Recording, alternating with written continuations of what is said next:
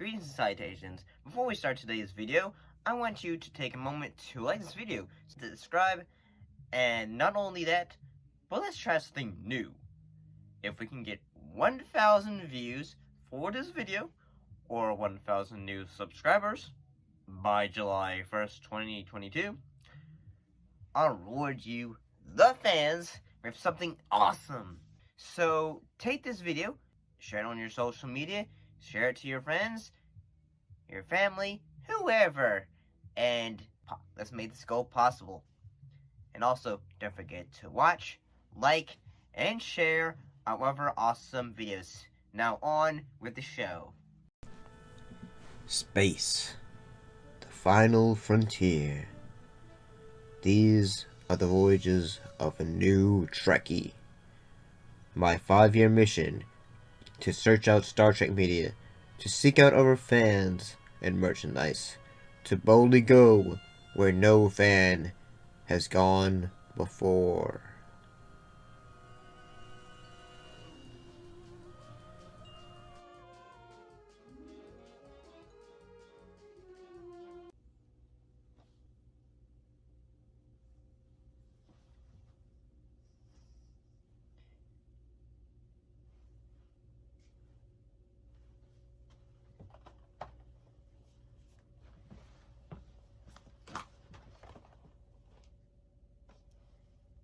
Well, that was weird. How the fact that my Kirk pop figure just randomly showed up today, and so yeah, today's video is on Star Trek 7 or Star Trek Generations.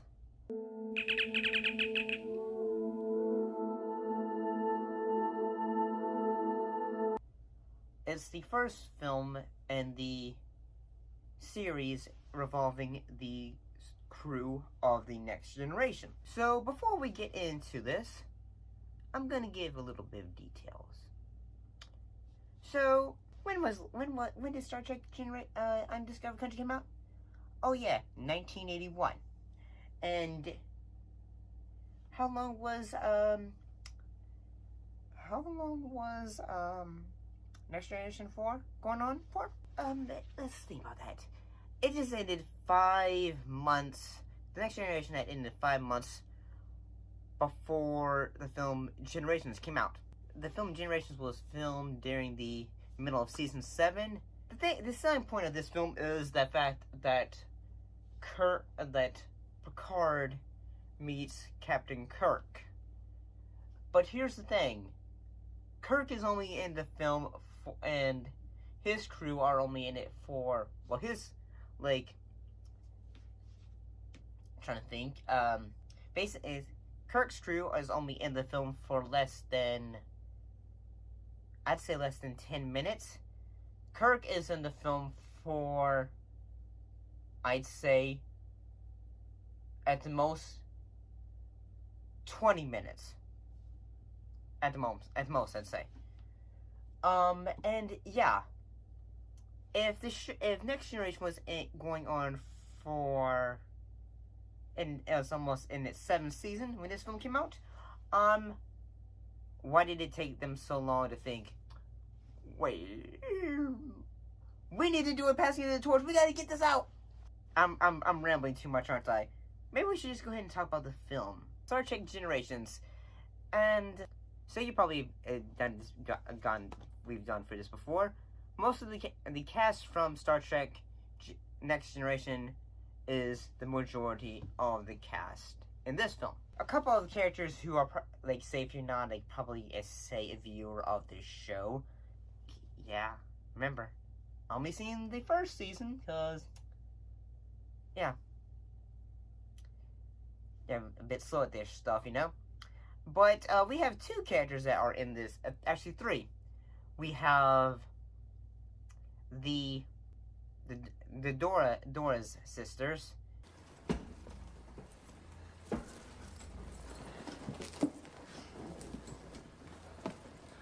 I hope for your sake you are initiating a mating ritual. You got careless. The Romulans came looking for their missing trilithium. Impossible. We'll have no survivors on their outpost. Barbara March and Gwyneth Walsh. They are in the film as the Doris sisters, and also the lead villain played by the always great Malcolm McDowell. And so basically, what was the plot of the film? Well, what you're about to do, Soren, is no different from when the Borg destroyed your world. They killed millions too, including your wife, your children.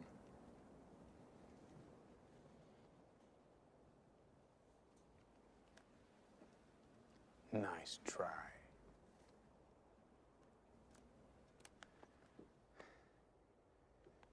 You know, there was a time when I wouldn't hurt a fly. Then the Borg came. Jean-Luc Picard, he ends up joining a force with Captain Kirk to stop the villainous Tolonian Soren from basically destroying a planetary system, and basically he's trying to return to another dimension called the Nexus. Nexus is basically almost in a way like heaven, where, say, if you can dream it or think about it, if you have fond feelings about it. Love you, Father. Were you scared? Look at the tree. I helped decorate it. It took all day. Say Merry Christmas, Papa. See the presents? I love you, Father. I love you too. Now, come on, children. Let's move back and give your father some room.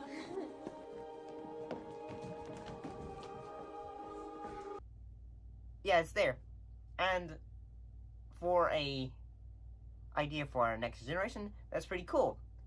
But unfortunately, that idea is only, say, the Nexus part of it, say, where characters are, in this heaven sort of idea.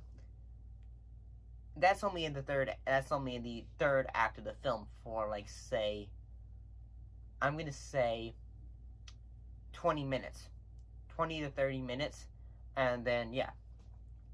So, some, bit of details that are important to this is that, plots, is the fact that Data, he ends up getting himself a chip so that he can be able to have emotions. I am uncertain. Because I have had little experience with emotion, I am unable to articulate the sensation. Emotion? I'll explain later. Ooh. Well, it looks like he hates it. Yes, that is it. I hate this. So, at times during the course of the film, he is having, sporadic moments like, say, happy. I just love scanning for life forms. Life forms. You tiny little life forms. You precious little life forms. Where are you? Joy! And at times also, laughter. I get it! I get it! You get what? When you said to Commander Riker, the clown can stay, but the Ferengi in the gorilla suit has to go. Yeah, so he has more human, and this idea of having Data become more human-like goes through this film franchise, The Next Generation. But it makes me think, say, did he ever, I bet there was episodes where he probably, say, had more human emotion, where he had wants, feelings. I bet that was in this show. And I'll bet, say, that probably would have, compared to viewers, they probably thought, this is a cool idea, but there was probably episodes in the show where Data had some moments where he was happy or sad, but he probably couldn't, say, Brett Spiner probably show those features on his face and all that. But he probably said, like, say, I do not understand these feelings and all that. Then, in all honesty, like, say, I'll be honest, I really do not think that the aspect of having this passing of the torch with the old crew and this new crew, if they was going to do that, that should have been early in the franchise life of the Next Generation.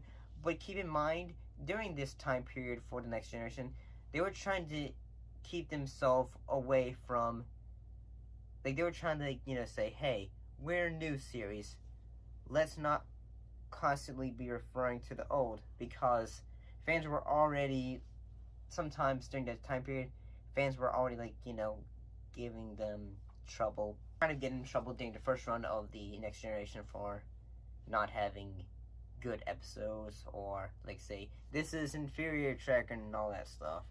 But for a Star Trek film, the ideas of, like, say, the Nexus are pretty neat. I think it's pretty cool having, like, say, Kirk come back one more time.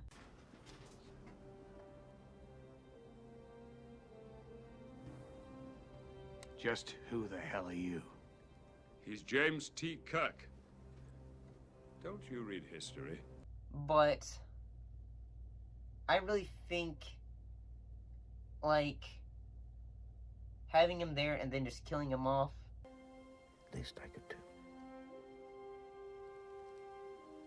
But the captain of the Enterprise.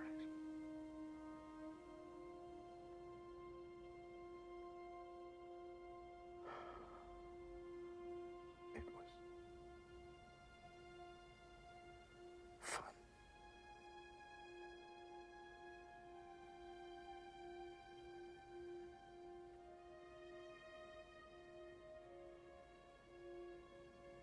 Oh my. Like, say, I think Kirk's character was, he had a great send-off in the last film of The Undiscovered Country, in a way. And, yeah, I'm probably being pretty negative, in all honesty.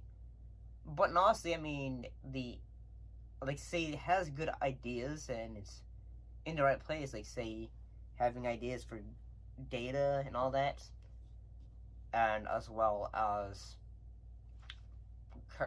Picard realizing he's getting old, and the fact that his family has died, and all that, and he just realized, like, say, well, I guess someone will also one day be able to have this ship. So there's that. I'm gonna be honest, I still think this is pretty good. Beginning of the film, like, you know, has Worf being promoted and all that.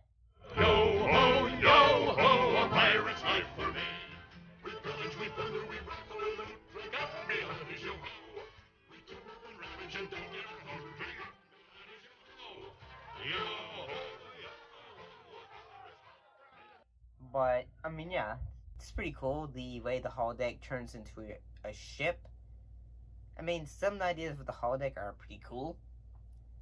But, in honesty,